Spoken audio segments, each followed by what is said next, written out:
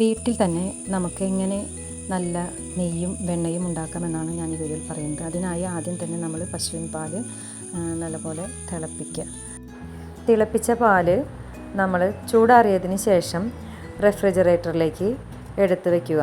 ഞാൻ ആ പാത്രം അതുപോലെ തന്നെയാണ് ഫ്രിഡ്ജിലേക്ക് എടുത്ത് വെച്ചത്. പിറ്റേ ദിവസം രാവിലെ നമുക്ക് നല്ല കട്ടിയുള്ള പാൽപ്പാട മുകളിൽ നിൽക്കുന്നതായിട്ട് കാണാം. അതിനെ ഒരു അരിപ്പ ഉപയോഗിച്ചിട്ട് നമ്മളത് അരിച്ച് ഒരു ചെപ്പിലാക്കിയിട്ട് ഫ്രീസറിലാണ് സൂക്ഷിക്കേണ്ടത്. ആ ചെപ്പ് നിറയുന്നത് വരെ നമ്മൾ ഇതുപോലെ ഓരോ ദിവസത്തെയും പാൽപ്പാട കളക്ട് ചെയ്തുകൊണ്ടേയിരിക്കണം. അങ്ങനെ കളക്ട് ചെയ്ത് വെച്ച പാൽപ്പാട ആ ഒരു ചെപ്പിൽ നിറയെ ആകുന്ന അതിന് ശേഷമാണ് ഞാൻ ഈ ഒരു പ്രോസസ്സ് സ്റ്റാർട്ട് ചെയ്തത്. അപ്പോൾ ആ ചെപ്പ് നിറഞ്ഞു. അപ്പോൾ നമ്മൾ എന്നാണോ നെയ്യ് അല്ലെങ്കിൽ വെണ്ണ ഉണ്ടാക്കാൻ തീരുമാനിക്കുന്നത് അതിൻ്റെ തലേ ദിവസം അത് പുറത്തേക്ക് എടുത്ത് വെക്കണം. ഫ്രിഡ്ജിൽ നിന്ന് പുറത്തേക്ക് എടുത്ത് വെച്ച് അലിഞ്ഞതിന് ശേഷം ആ അലിഞ്ഞതിലേക്ക് കുറച്ച് തൈര് ചേർക്കണം. തൈര് 2-3 ടീസ്പൂൺ തൈര് ചേർത്ത് നല്ലപോലെ ഇളക്കി ഫ്രിഡ്ജിൽ വെക്കേണ്ട ആവശ്യമില്ല. പുറത്ത് തന്നെ വെച്ച് ഉറയൊഴിക്കുന്ന രീതിയിൽ നമ്മൾ ചെയ്യാറുണ്ടല്ലോ, അതുപോലെ വെക്കുക, പുറത്ത് തന്നെ വെക്കുക. ഇനി പിറ്റേ ദിവസം രാവിലെയാണ് നമ്മൾ പരിപാടി തുടങ്ങുന്നത്. ഞാനിത് കുറച്ച് നേരം ഫ്രിഡ്ജിലെടുത്ത് വെച്ചു, അതുകൊണ്ടാണ് കട്ടിയായിട്ടിരിക്കുന്നത്. 2-3 സ്പൂണ് നമ്മുടെ മിക്സിയുടെ ജാറിലിട്ടതിന് ശേഷം നല്ല തണുത്ത വെള്ളം ഉപയോഗിച്ചിട്ട് വേണം മിക്സിയിൽ അടിക്കാനായിട്ട്. 3/4 ഭാഗത്തോളം തണുത്ത വെള്ളം ഒഴിച്ചതിന് ശേഷം ഒരു 2-3 മിനിറ്റ് മിക്സിയിൽ അടിക്കുക. അടിച്ച് വരുമ്പോൾ തന്നെ അറിയാം ആ ഒരു വലിയ വലിയ തരികൾ ആ മിക്സിയുടെ മുകളിലായിട്ട് നിൽക്കുന്നുണ്ടാവും. മുകളിൽ നല്ല ബട്ടർ, മുകളിൽ വരുന്നതാണ് ബട്ടർ, വെണ്ണ പൊന്തി വന്നിട്ടുണ്ട്.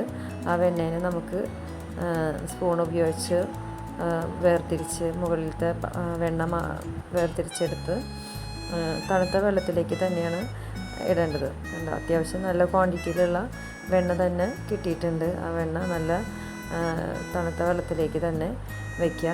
ബാക്കി ആ മിക്സിയിലുള്ള പാല് പോലെയുള്ള സംഭവങ്ങളൊക്കെ നമുക്ക് കളയാം. വീണ്ടും രണ്ടാമത്തെ ട്രിപ്പ് നമ്മളിതുപോലെ തന്നെ മിക്സിയുടെ ജാറിലേക്ക് ഇട്ടിട്ട് തണുത്ത വെള്ളം ഒഴിച്ചതിന് ശേഷം മിക്സിയിലടിക്കുക.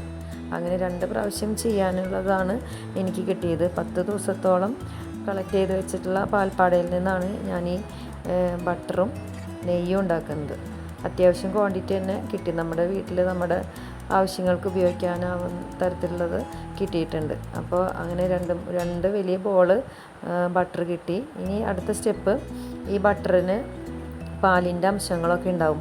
അത് നമ്മൾ നല്ലപോലെ കഴുകി കളയണം. തണുത്ത വെള്ളം തന്നെയാണ് ഞാൻ ഒഴിച്ചത്. സാധാ വെള്ളം ഒഴിച്ചാലും കുഴപ്പമില്ല. തണുത്ത വെള്ളം ഒഴിച്ചിട്ട് സ്പൂൺ കൊണ്ട് നല്ലപോലെ ആ വെള്ളം ബട്ടറിലേക്ക് എത്തുന്ന രീതിയിൽ നമ്മൾ വാഷ് ചെയ്ത് കളയുക. ഒരു 3-4 തവണ വാഷ് ചെയ്താലാണ് നമുക്ക് ഈ ബട്ടർ നല്ല പ്യുവറായിട്ട് കിട്ടുള്ളൂ. അതുപോലെ നെയ്യ് ഉണ്ടാക്കുമ്പോഴും ആ പാലിൻ്റെ അംശങ്ങളൊന്നും ഇല്ലാണ്ടിരിക്കാൻ വേണ്ടിയിട്ട് അങ്ങനെ വാഷ് ചെയ്ത് അവസാനം വാഷ് ചെയ്യുന്ന വെള്ളം നല്ല തെളിഞ്ഞ വെള്ളം വരണ വരയ്ക്കും നമ്മൾ ഈ ഒരു പ്രോസസ്സ് ചെയ്തുകൊണ്ടേയിരിക്കണം. വെള്ളത്തിൻ്റെ കളറ് പാൽ നിറം ഉണ്ടെങ്കിൽ വീണ്ടും കഴുകിക്കൊണ്ടിരിക്കണം. ഞാൻ ആ പാത്രത്തിൽ തന്നെ, ഞാൻ ഏത് പാത്രത്തിലാണോ നെയ്യ് ഉണ്ടാക്കുന്നത് ആ പാത്രത്തിൽ തന്നെ വെച്ചിട്ടാണ് വാഷ് ചെയ്യുന്നത്. വെള്ളം തെളിഞ്ഞ് വരുന്ന വെള്ളത്തിനെയൊക്കെ കളഞ്ഞുകൊണ്ടേയിരിക്കുകയാണ്. ആ പ്രോസസ്സ് ചെയ്ത് കഴിഞ്ഞതിന് ശേഷമാണ് നമ്മൾ നെയ്യ് ഉണ്ടാക്കാനായിട്ട് പോകുന്നത്. ഫുള്ള് ഞാൻ നെയ്യ് ഉണ്ടാക്കുന്നില്ല, കാരണം കുട്ടികൾക്ക് ബട്ടറും ഇഷ്ടമാണ്. ബ്രെഡിലൊക്കെ പുരട്ടിയിട്ട് കഴിക്കാനായിട്ട് നല്ലതാണ്. അപ്പോൾ നമ്മൾ ഹോം മെയ്ഡ് ബട്ടറാകുമ്പോൾ അതിൽ വേറെ കെമിക്കൽസ് ഒന്നുമില്ലല്ലോ. അതുകൊണ്ട് ഞാൻ കുറച്ച് ബട്ടറായിട്ട് തന്നെ എടുത്ത് ഫ്രീസറിൽ വെച്ചു. ഇനി അഥവാ എന്തെങ്കിലും കേടാവണ്ടെന്ന് വിചാരിച്ചിട്ട്. ബാക്കിയുള്ള ബട്ടർ വെണ്ണ ഉരുക്കിയിട്ടാണ് നെയ്യ് ഉണ്ടാക്കുന്നത്. അത് ആ പാത്രത്തിൽ തന്നെ ലോ ഫ്ലെയിമിലിടണം, അതായത് സിമ്മിലിടണം. എന്നിട്ട് നല്ലപോലെ തിളപ്പിച്ച് ഒരു 10 മിനിറ്റിനുള്ളിൽ തന്നെ നമുക്ക് നെയ്യ് റെഡിയായിട്ട് കിട്ടുന്നതായിരിക്കും. ആദ്യം ഒന്ന് ഇളക്കി കൊടുക്കുക. പിന്നീട് ലാസ്റ്റ് സ്റ്റേജ് ആകുമ്പോഴേക്കും അധികം കയ്യിൽ കൊണ്ട് നല്ല ഇളക്കേണ്ട ആവശ്യമില്ല. അതുപോലെ തന്നെ ഒരു മുകളിലായിട്ടൊരു പത, ആ ഒരു തൈരിൻ്റെ ഒരു പത പോലെ വരും. ആ പതയൊക്കെ നമുക്കൊന്ന് ഒരു തവി കൊണ്ട് മാറ്റിയെടുക്കാം. പിന്നെ കുറച്ച് കഴിയുമ്പോൾ ഈ പതയൊക്കെ സെൻറ്ററിൽ നിന്ന് വശങ്ങളിലേക്ക് മാറിപ്പോകുന്നതായിട്ട് കാണാം. അങ്ങനെ എപ്പോഴാണോ ആ പത വരുന്നത് നിൽക്കുന്നത്, അതാണ് നമ്മുടെ നെയ്യിൻ്റെ ഒരു പാകം എന്ന് പറയുന്നത്. അപ്പോൾ അതെല്ലാം ഏകദേശം നിൽക്കാറാകുമ്പോൾ നമുക്ക് തീ ഓഫ് ചെയ്യാം.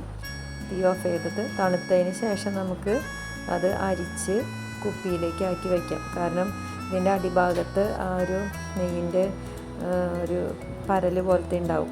അപ്പോൾ അത് നമുക്ക് ആവശ്യമില്ല. അരിച്ചിട്ട് വേണം നമുക്ക് കുപ്പിയിലേക്ക് പകർത്തി വയ്ക്കാനായിട്ട്.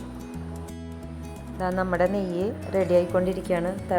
തിളച്ച് പാകമാവാറായി. മുമ്പുണ്ടായിരുന്ന പതയൊക്കെ വറ്റി വളരെ കുറച്ച് പത മാത്രമേ ഉള്ളൂ. ഏകദേശം നമുക്ക് ഇത് തീ ഓഫ് ചെയ്യേണ്ട സമയം. ഇനി തീ ഓഫ് ചെയ്യാം. തീ ഓഫ് ചെയ്തു ഞാൻ അതിനി തണുത്തതിന് ശേഷമാണ് ഞാൻ കുപ്പിയിലേക്ക് വയ്ക്കുന്നത്. അപ്പോൾ നല്ലൊരു തുണിയെടുത്തിട്ട് അത് അരിച്ചു. കുറച്ചേ കിട്ടുള്ളൂ, പക്ഷേ നമ്മുടെ ആവശ്യത്തിന് ഇത് കഴിയുമ്പോഴേക്കും നമുക്ക് അടുത്ത ട്രിപ്പ് നെയ്യ് ഉണ്ടാക്കാനുള്ള ആ ഒരു പാട ലഭിക്കുന്നതാണ്. അപ്പോൾ അത് അരിച്ച് കുപ്പിയിലാക്കി നമുക്ക് ദോശ ഉണ്ടാക്കുമ്പോഴും അതുപോലെ ബിരിയാണിയോ ഗീ റൈസൊക്കെ ഉണ്ടാക്കുമ്പോഴൊക്കെ ഉപയോഗിക്കാനായിട്ട് നമുക്ക് ഇത് എടുക്കാം. നല്ല മണമുള്ള നെയ്യാണ് ലഭിക്കുക. അതുപോലെ ബട്ടറും നല്ല ടേസ്റ്റുള്ള ബട്ടറാണ് നമുക്ക് ലഭിക്കുന്നത്.